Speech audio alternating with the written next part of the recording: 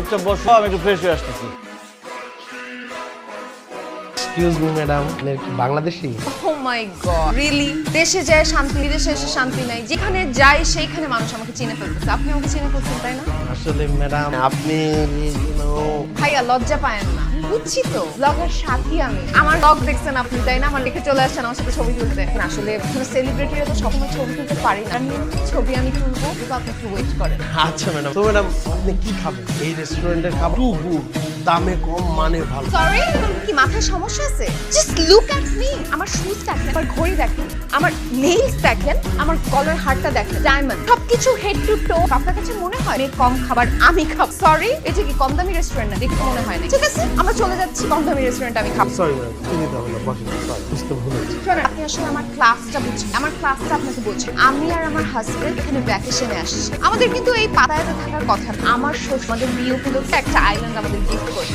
আমার হাজবেন্ড খুবই চুজি। আইল্যান্ডটা একটু ছোট, আমরা ওইখানে নিজেদের প্রাইভেট এয়ারপোর্টটা বানাতে পারি। আমরা যে নিজেদের প্লেনে করে আসবো, এসে নিজেদের এয়ারপোর্টে না সেটা করতে পারি। আমাদের ব্যাংককের ইন্টারন্যাশনাল এয়ারপোর্টে নাম, সেজন্য আমার হাজবেন্ড খুবই বিরক্ত। আমরা ছোট আইল্যান্ডটা বিক্রি করে একটা বড় আইল্যান্ড কিনবো। বিশাল ব্যাপার।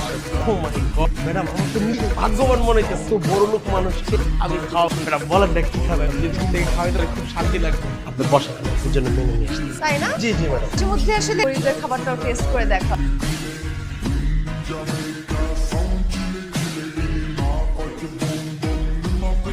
এত খাবার কোথেকে আসবে? কি করতে আসবে? রেস্টুরেন্টে বলছি, রেস্টুরেন্টে অর্ডার করছি, খাও। তুমি এতগুলো খাবার অর্ডার দিচ্ছ, বিল কত আসবে তার কোনো ঠিক আছে? আরে বিল কম তো, জন্যই তো অর্ডার দিছি এত বেশি। আমি সবকিছু মিলে আমার 1200 টাকার মধ্যে হয়ে যাবে। তাহলে 1200 টাকা। এটা বাংলাদেশি রেস্টুরেন্ট, তাদের বাংলা টাকায় বিল করবে তারা? এখানে বাত সব জায়গায় বিল লেখা আছে, দেখছো এটা? সোবাত মানে বুঝো? সোবাত মানে 4000 টাকা।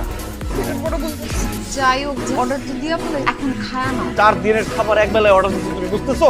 এখন আর কি করার যায়? 4 দিনের খাবার একবারে খাওয়া দাওয়া শেষ করে কিন্তু আমাদের আবার রাজার প্রাসাদে যাই। বাইরে মানুষকে বলে ফেলেছি, রাজারা আমাদের ইনভাইট করে রাজার প্রাসাদে আমরা আজকে যাইয়া পাত্তা দিয়ে দিলাম। আমি চিন্তা করতেছি বিলের টাকা নিয়ে আসে রাজা বাদশা কিনবে। 4 দিনের খাওয়া আমরা অর্ডার দিলে 4 দিন না খায় থাকতো, আমরা রাজার প্রাসাদে গিয়ে খাবো। রাজার প্রাসাদে তোর বাপ তো রাজা, তাই না? এখানে গেলে আমাদের খাবার দিন। খবরদার একটা খাবার হাত আমি গিয়ে কথা বল, দেখি কোনটা ফেরত দেওয়া যায়।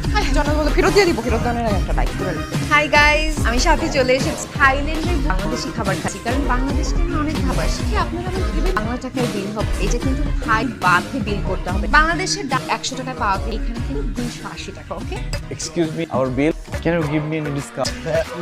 আসলে আমাদের যে বিলটা আসছে 410 বাত, আমার ওয়াইফ আসলে বুঝতে পারছে যে এটা বাতে বিল, ও ভাবছে যে টাকায় বিল। অনেকগুলো অর্ডার দিয়ে ফেলছে, বিলটা বেশি চলে আসছে, একটু ডিসকাউন্ট করে কিনা একটু জিজ্ঞেস করেন না। তুমি আপনার ওয়াইফ কি বলেন ভাইয়া? আপনার এত রিচ, তারপর আপনার ডিসকাউন্ট লাগবে? আপনার ওয়াইফটা আমাকে বলছে আপনাদের প্রাইভেট জেট আছে, আপনাদের একটা আইল্যান্ড আছে, আর আপনি এই সামান্য টাকা ডিসকাউন্ট চাচ্ছেন? হাই হাই, কি কথা বলতে হবে?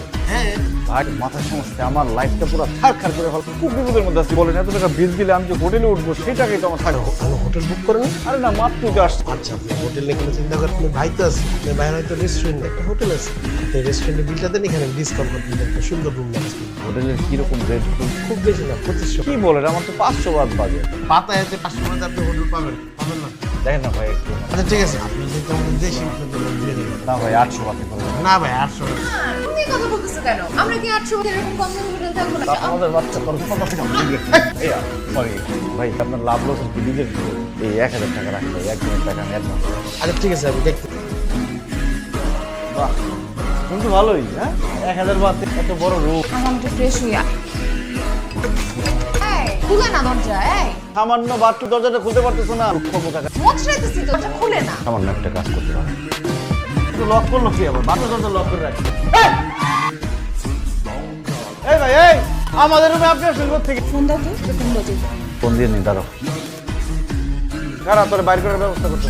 হ্যালো?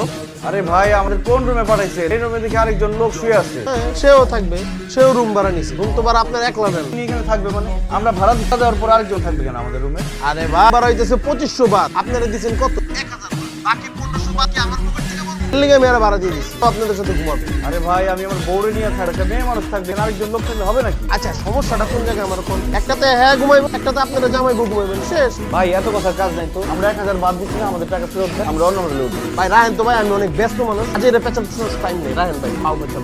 বলছিলাম ভালো একটা হোটেল, কম দামি হোটেল আমাকে নষ্ট করে থাকতে পারবো না। চলো। আরে টাকা দিয়ে ফেলছে, এখন কি আরে ঘটনা বুঝবো? লাইট অফ করো। লাইট অফ করবো না। ঘুমাবো। তোমার কি মাথা খারাপ হচ্ছে? অপরিচিত একটা মানুষ আমাদের রুমে ঘুমায় আছে। তার সামনে আমরা জামাই লাইট বন্ধ করে ঘুমাই থাকবো, তাই না? কি করবো?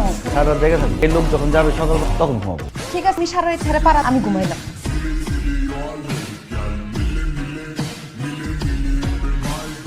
কি হলো? কাপড় চোপড় সব উল্টো। আল্লাহ, হ্যাঁ, টাকা পয়সা? হাই হাই রে, সব দিয়ে তো পালাইছে। এই আমাদের পাশের বেডে যে লোক ছিল, তো সকালবেলা আমাদের টাকা পয়সা সব চুরি করে নিয়ে পালাইছে। আমার ফোন কই?